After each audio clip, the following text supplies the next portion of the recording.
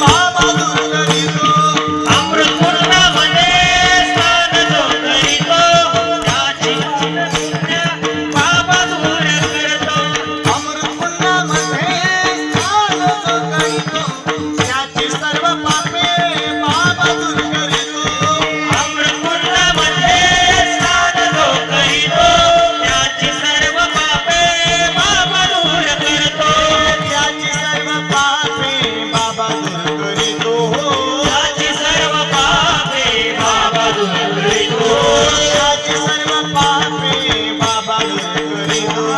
त्याची सर्व पापे बाबा दूर करीतो.